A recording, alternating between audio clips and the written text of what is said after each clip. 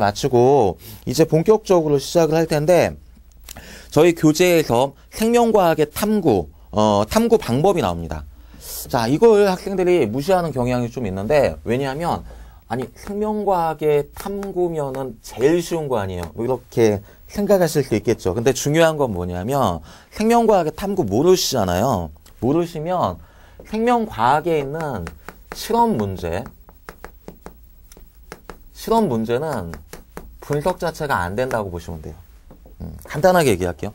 저희 생명과학에서 뭐 분자생물학, 세포생리학, 그 다음에 인체생리학, 동물생리학, 뭐 동물생리, 인체생리 같은 얘기죠. 면역 발생.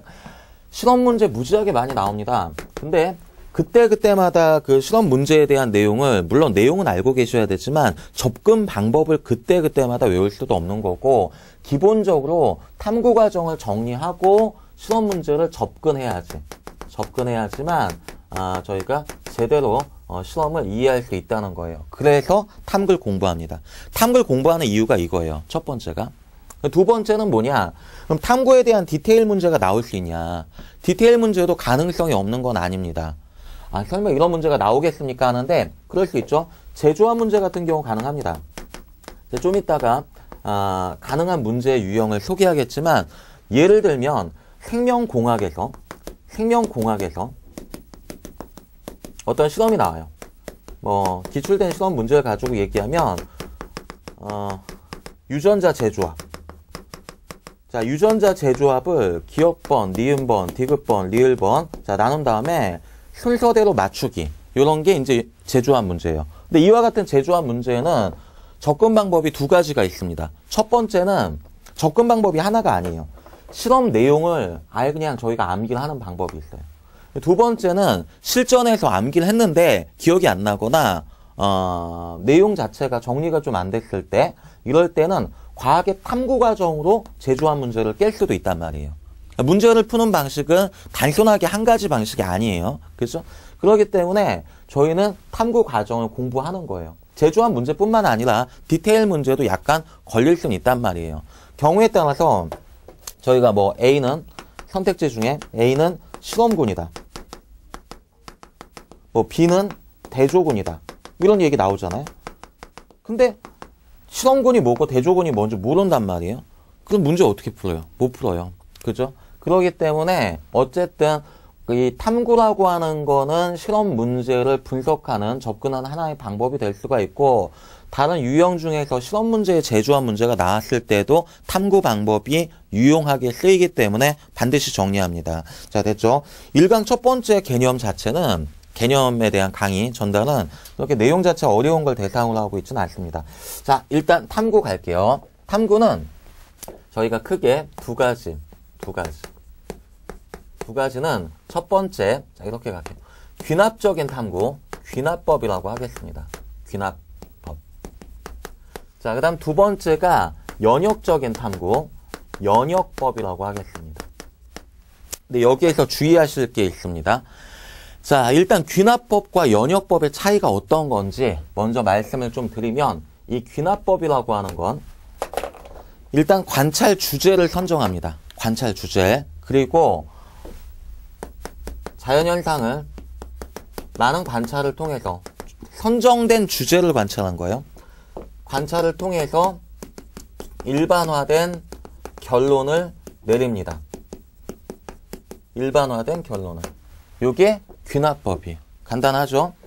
근데 이 문제가 뭐냐면 이런 거예요. 귀납법이라고 하는 건 실험 자체가 잘 안 되거나 실험을 하기 어려운 경우에 관찰 사실을 통해서 일반화된 결론을 유도하는 거란 말이에요. 근데 경우에 따라서 잘못 알고 계신 분은 생명과학 쪽에는 귀납법이 적용이 되지 않는다 라고 생각하시는 분도 있단 말이에요. 그건 잘못된 거죠.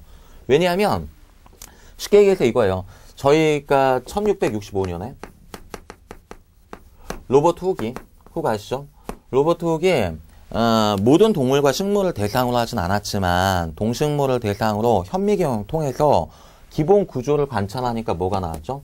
셀이 나왔죠. 그래서 어떤 생각을 했냐면 생명체를 구성하는 기본 단위가 세포가 될 거라는 생각을 했죠. 그런 아이디어를 제공했다는 거예요. 이거 뭐 통해서 나온 거죠? 귀납적인 방법을 통해서 나오게 된 겁니다. 다시 얘기해서 생명과학은 주로 연역적인 탐구 방법을 이용하지만 귀납법의 쓰임이 없다는 건 아닙니다. 이게 정확한 거예요.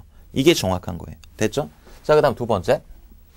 연역적인 방법. 자, 연역적인 방법의 별표 3개. 왜? 연역적인 방법은 생명과학의 탐구 방법의 대부분이에요. 저희는 이걸 공부합니다. 탐구는 이거예요. 자, 그럼 연역적인 방법이 뭐냐?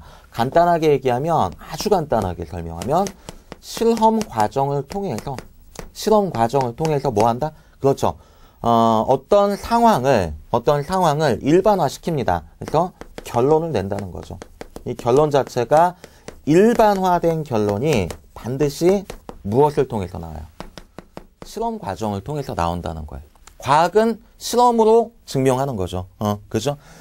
자, 그래서 연역적인 방법의 컨셉 자체가 이 정도가 된다. 볼 수 있는 거고요. 저쪽으로 이동해서 연역적인 방법이 귀납적인 방법과 결정적으로 어떤 차이가 있고 연역적인 탐구 방법의 과정이 어떻게 진행이 되는지 그리고 거기에 대한 예시가 어떤 게 있는지 확인을 좀 해보도록 하겠습니다. 자, 저쪽 이동할게요.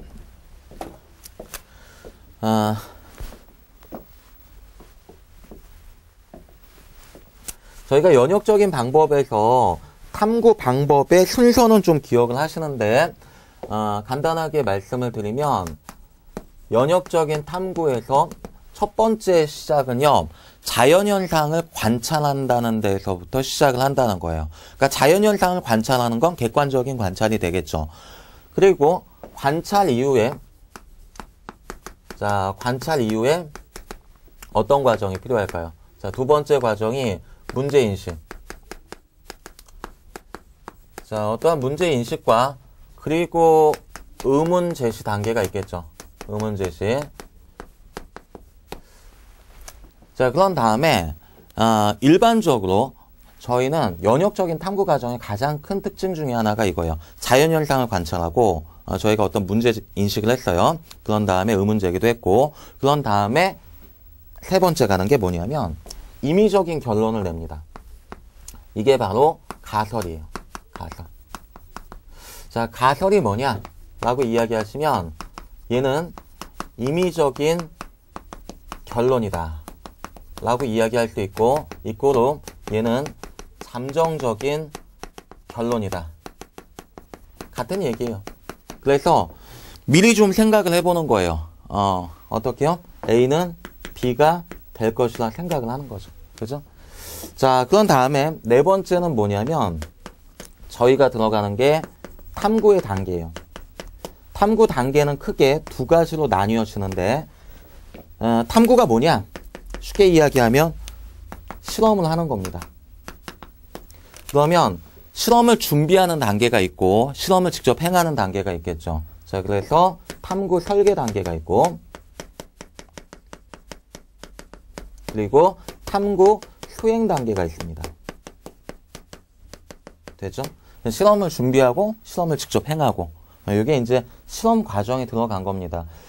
제가 아까 말씀을 드린 게 귀납적인 방법과 연역적인 탐구 방법에 결정적인 차이점이 있다. 그거는 얘예요. 노란 펜이죠.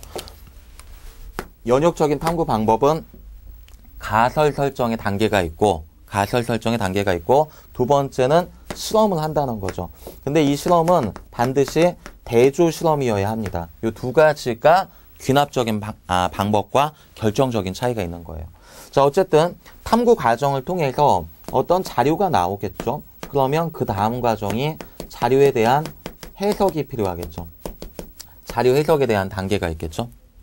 그리고 이제 여섯 번째 들어가시면 여섯 번째는 어떤 단계가 나오죠? 그렇죠. 이 자료 해석의 결과가 가설과 같다면 결과가 나오겠죠. 그죠? 이게 일반화된 결과가 되겠습니다. 그죠? 결론이죠, 결론. 그래서 이런 단계를 어떤 단계라고 얘기하냐면 저희가 시어리, 즉 이론 단계라고 이야기합니다. 이게 저희가 알고 있는 이론이에요. 이론이라고 하는 건 어떤 거냐면 아시겠지만 어떤 그 과학자가 논문을 낼 때 그 어떤 현상을 관찰하고 거기에 대한 가설을 설정하고 실험을 진행한 다음에 반복 실험을 하겠죠. 그와 동일한 결과가 계속 나온다면. 그래서 이것을 학계에 발표합니다. 그럼 이게 하나의 이론이 되는 거예요. 이것이 하나의 이론이에요. 이론은 두 가지 단계를 거쳐야 되는데 이론의 일반화 단계가 있어요. 조금 더 넘어갑니다. 자, 어떤 단계냐면 7번째 이론의 일반화 단계. 이 단계는 어떤 단계냐면 제가 학회에 보고를 하기 시작하면 그 동료 과학자들, 동일한 연구를 진행하는 학자들이 반복해서 동일한 방법으로 실험을 합니다. 정말 저 결과가 나오는 게 맞는지. 이게 일반화 단계예요. 그리고 두 번째는 이게 시간적인 좀 필요가 있어요. 뭐냐면 시간이 좀 많이 지나서 이론이 나오게 된 그 당시 상황에 실험에 대한 도구가 또 이제 개선이 될 거 아니에요. 실험 도구의 개선, 그리고 이 이론을 뒷받침해 주던 그 백그라운드 이론이 있잖아요. 걔네들의 이제 문제가 없는지 검토되는 시간이 필요할 거 아니에요. 그래서 실험 도구에 대한 개선과 백그라운드 이론에 대한 어떤 그 검증이 이루어진 다음에 문제가 없다. 그러면 이게 8번째 뭐가 되냐면 법칙이 되는 거예요. 법칙을 로라고 하죠. 자, 그래서 제가 말씀을 드리고 싶은 건 시어리, 즉 이론에 대한 개념과 로, 법칙에 대한 개념, 위상의 차이가 있다는 거죠. 이론은 시간을 두고 검증을 받아야지 법칙이 된다는 거죠. 이해가십니까? 그리고 또 한 가지 말씀을 드리고 싶은 게 생명과학 쪽은 어떤 단계가 좀 많냐? 거의 90%가 시어리 단계라고 보시면 돼요. 법칙은 몇 개 되지도 않아요. 그죠? 순수한 생명과학적 법칙은 몇 개 되지 않는다. 그렇게 볼 수가 있고요. 자, 어쨌든 이쪽 다시 한번 이동을 하면 저희가 연역적인 그 방법에 대한 그 과정을 정리한 건데 여기에서부터 내용은 다 기억을 하셔야 되고 가장 중요한 단계가 어디냐면 가설 설정 단계에서 시작을 해야 돼요. 그래서 임의적인 결론을 내리고 실험을 한 다음에 자료 해석하고 그 결과를 유도한다. 여기까지가 기본적으로 연역적인 탐구 과정이 되겠습니다. 됐죠?